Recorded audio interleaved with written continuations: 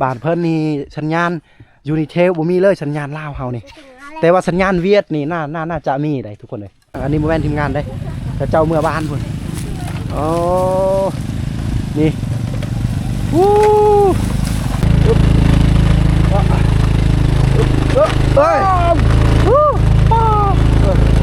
มาแต่ฉากโทรศัพท์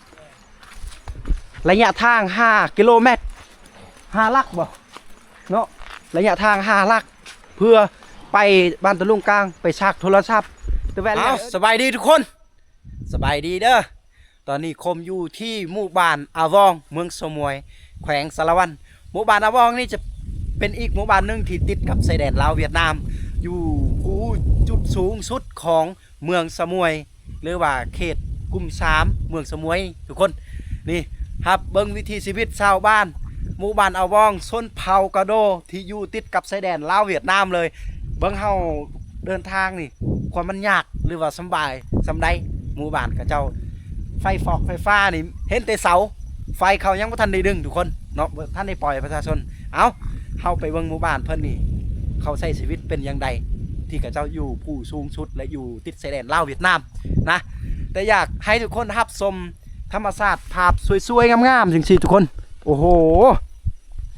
ส่วนหลายก็ได้รับชมอยู่ในคลิปที่ว่าบ่ปากบ่เว้าแต่ในคลิปนี้เฮาจะได้รับชม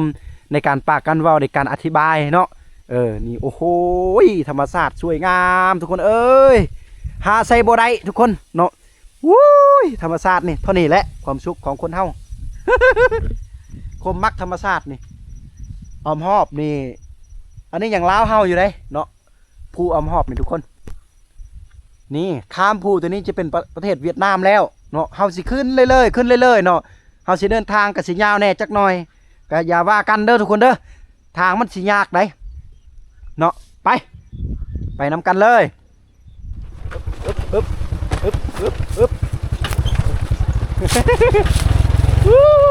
ได้ทุกคนมื้อนี้ก็ไปกับเบ้าโนดพาเลาะผู้คนมักเลาะไปฉ่ำคนเหมือนกัน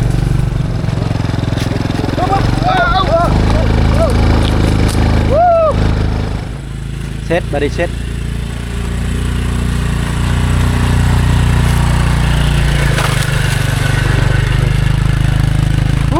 ยากเอาพุ่นแหละทุกคนเลยประมาณเฮาคือพุ่นแหละไปบ้านเข้าพุ่นแหละ ไป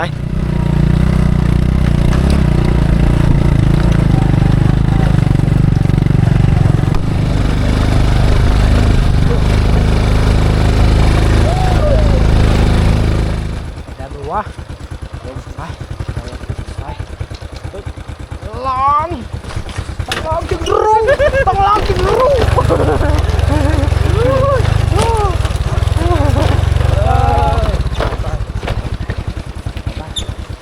แต่มาเนี่ยโจครับเงินโจไปได้โอ้สิไปบ้านกับเจ้าพุ่นเลยบักใกล้ทางบักยากนี่ยากกันไปได้เลยนี่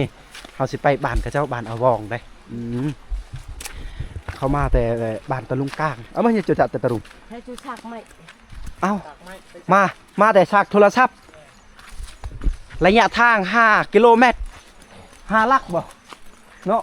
ระยะทาง5 ลักเพื่อไปบ้านตะลุงกลางไปฉากโทรศัพท์แต่แวนอย่างเดียนเลยโอ้บ้านผูกเพิ่นบ่มีไฟฟ้าได้ทุกคนเลยต้องย่างไปฉากบ้านพูนบ้านกับเจ้าทางนอกบ้านตะลุงกลาง5 ลักพุ่นนะระยะทางไปตักโทรศัพท์นี่เบิ้งเส้นทางเขาย่างยังไวกว่าโอ้โธ่นี่โคตรยากเลยรถจักรนี่เรียวไปเอาแต่2 คันรถจักรไปเราจะย่างชาวบ้านเขานะคนดีตับแฉงายเกี่ยวเฮิร์นไม่ตะการเดี๋ยวเลยกระดานเนาะมาดีเพิ่นว่าเจ้าคือบุทาขี่รถพอมาได้นี่เส้นทางนี่เบิ้งสิทาทีมงานก่อนเพิ่นสิขึ้นมานี่มาโอ้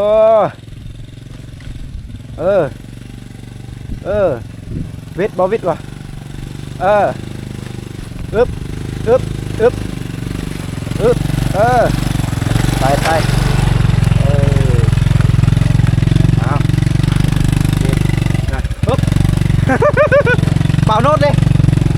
ำลังน่าจะได้อยู่แล้วนะไปทุกคนอึ๊บเฮ้ย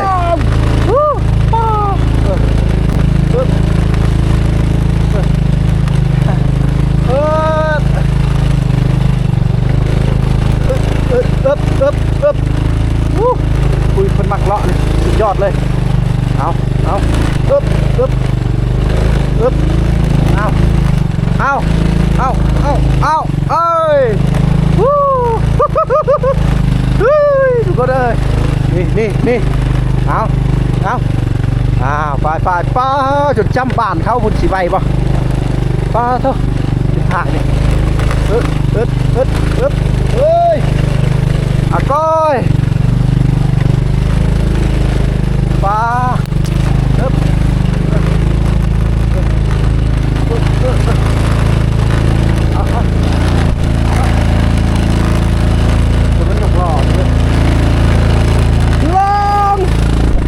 ลงแล้ว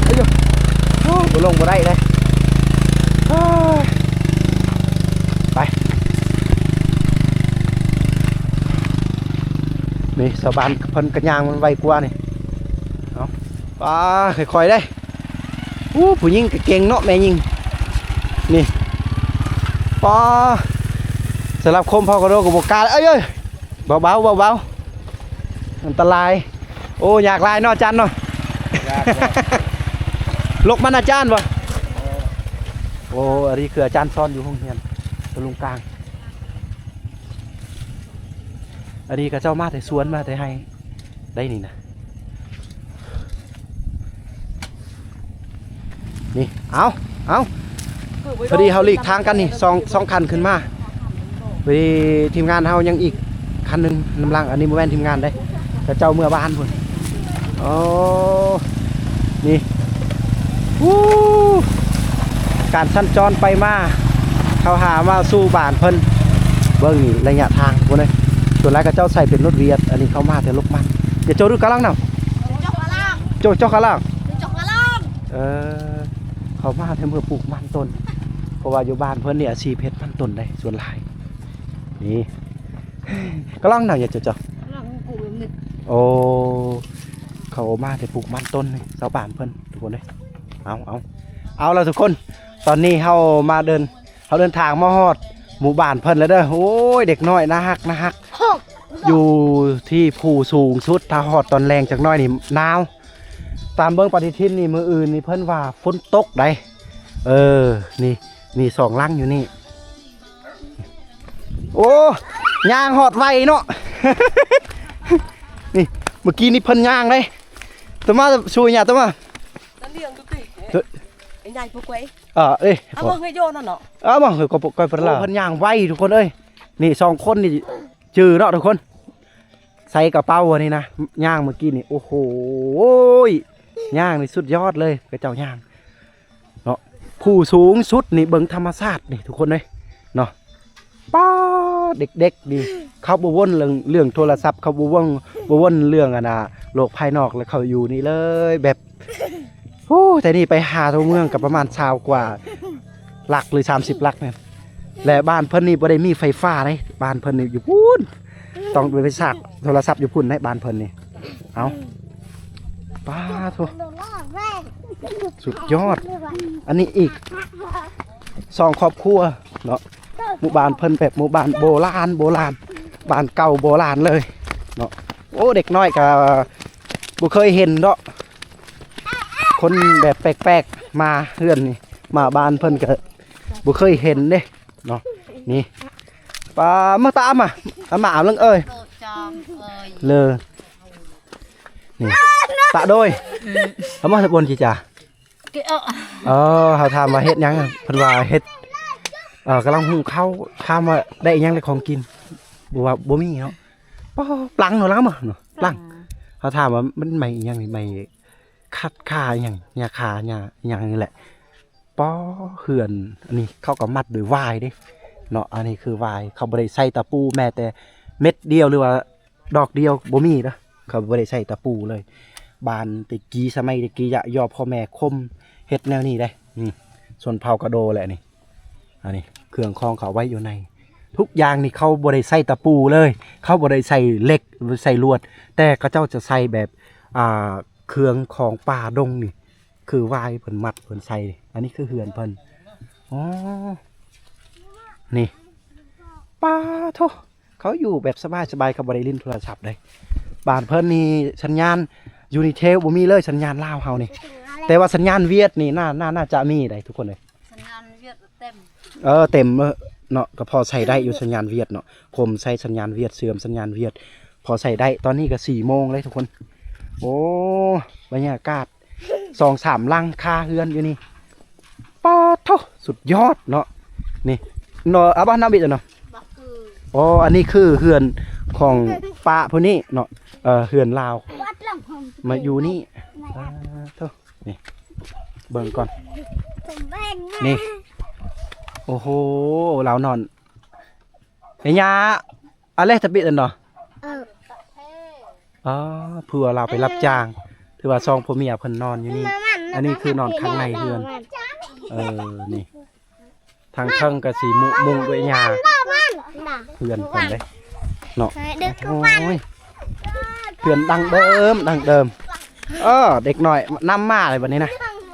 นี่เนาะกระเจ้าตั้มเอาได้บ่ได้มีโฮงศอกโฮงชีในการสีเข้าเลยแต่ว่ากระเจ้าตั้มเอาเด็กๆดิอยู่แบบความสุขเห็นคมเขาก็โดนถ่ายคลิปเลยแล้วความสุขเขาแล้วนี่เอาป้าโทคือว่าโดยพัฒนาขนาดเลยบ้านเขาเนี่ยมีอีกครอบครัวนึงอยู่พุ่นทุกคนนะโอ้โหสุดยอดเลยบ้านเพิ่นสิ่งที่คมมักบ้านเพิ่นนี่ก็คือธรรมชาติวิวสวยงาม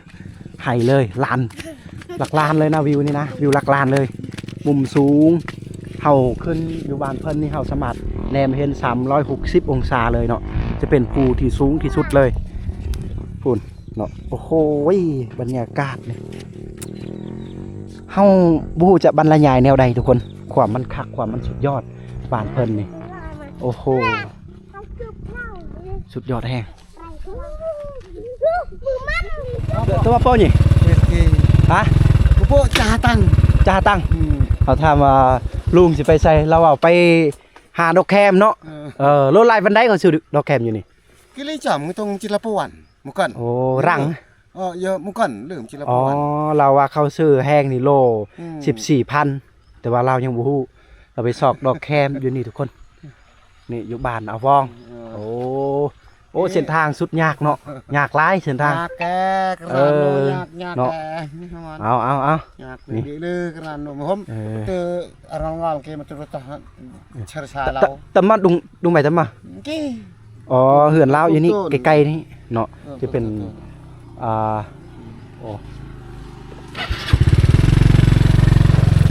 ยับเลยเน่าไงหมออันเกอันไรใช่จ้าโมตะเมืองเขามาเฮ็ดเวียกอย่างนี้เนาะเพิ่นมาแต่เมืองพุ่นน่ะเห็นบ่ทุกคนเพิ่นมาแต่เมืองมาเฮ็ดเวียกอย่างนี้เอาไปตามสบายจะเข้าหับชมวิถีชีวิตชาวบ้าน 2-3 ครอบครัว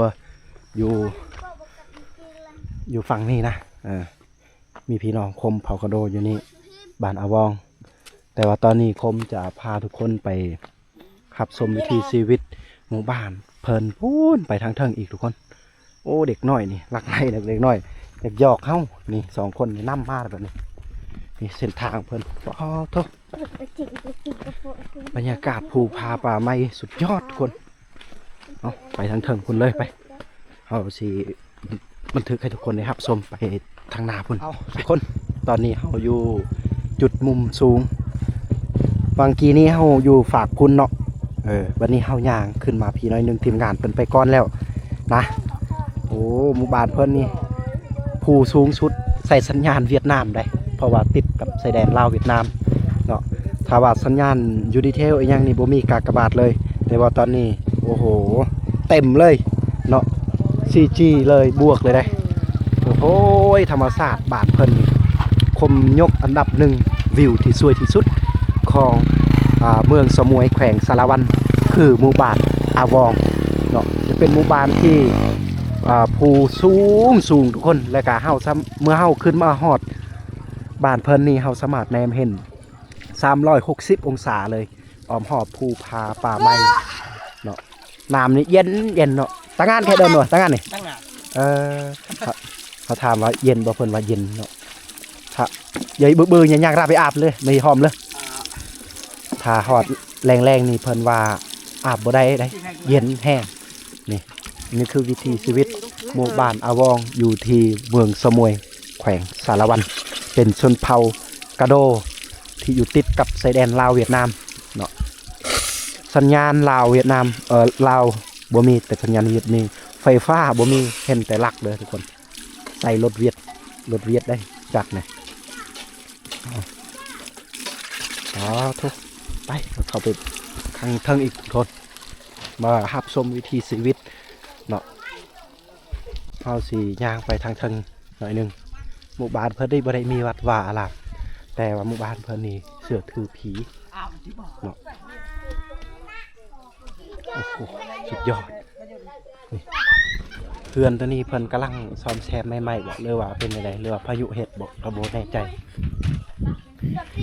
โอกาสเป็นไปได้พายุเห็ดเนาะเพราะว่าลมแห้งอยู่ทางภูสูงยามนี้นี่ฝนบ่ตกถ้าว่ายามฝนตกนี่ป้าทกปานเพิ่นนี่เข้ามาทางนี้ได้ยากเลยเนาะได้ยากสุดเอามาตาจ้ะเอามาตาเขาถามว่าเฮ็ดยังยากเพิ่นบอกบ่ได้เฮ็ดยังไอ้มากว่าจะจ่ายเบอร์ย่อกับสิเบอร์ได้เขาถามลาวว่าตอนแรกนี่กินแล้วบ่แล้วว่ากินแล้วได้ยังล่ะของกินเอามาละบนจ่าเอามาบนจ่ายเบอร์เขาถามเขาถามได้ยังของกินตอนแรกเพิ่นว่าบ่มีเนาะเอาโอ้ยเขื่อนหลังนี้ก็มุ่งหญ้าทุกคนป้าโธ่หมู่บ้านแห่งนี้นี่หน่อยคนจะเข้าไปได้เป็นหมู่บ้านลึกลับก็ว่ากันได้โอ้โหนี่เขื่อนมุ่งหญ้าจะมาโจนะการตึบโดยป่ะเนี่ยโจแต่ชั่วโมงอ่านถ้าถามมาที่ใช้ก็เอาติบเขามาแต่เขื่อนพอเขื่อนไปอยู่เทิงคนไหนป้อหมุนสูงขนาดต้นสมอนเลยสุดยอดเลยเนาะอากาศเริ่มเย็นเลยโอ้ว่าจักองศาเลยตัวนี้เปิดเบิ่งโทรศัพท์ก่อน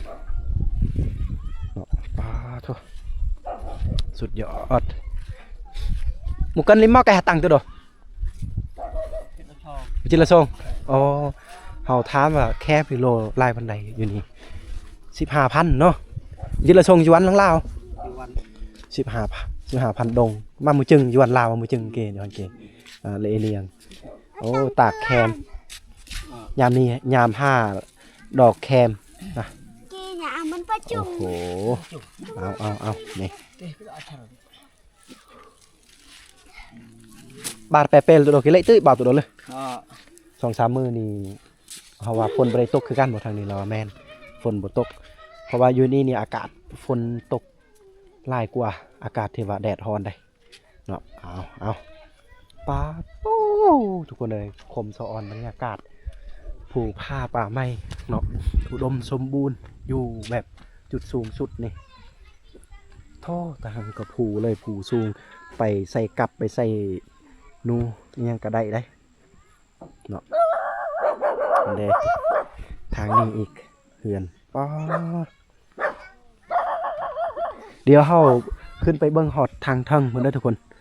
ทางเทิงพูนโอ้คมเป็นวัดก็เลยปากเว้าบ่ค่อยได้ปานใดโอ้โหเด้สุดยอดเลยทุกคนเอ้ยนี่เฮือนหลังนี้ไปเอาขึ้นไปทางเทิงหน่อยแน่จักหน่อยเอาไปสิย่างไปเลย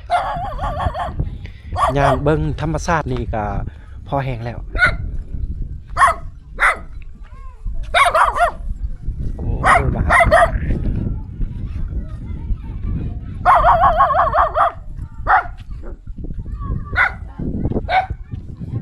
ตากแคมไปตามทางโอ้ว่าจะคนอยู่ในเฮือนหลังนี้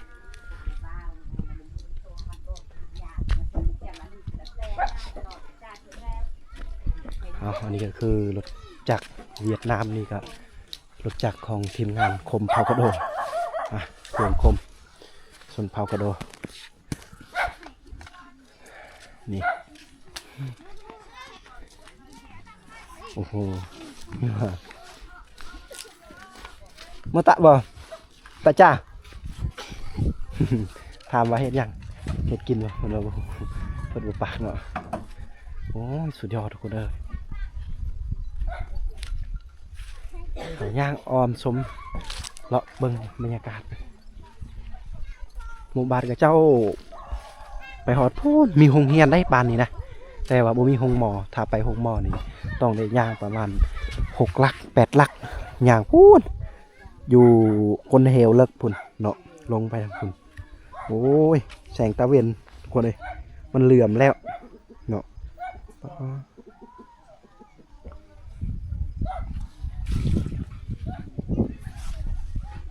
สุดยอดแฮงเลย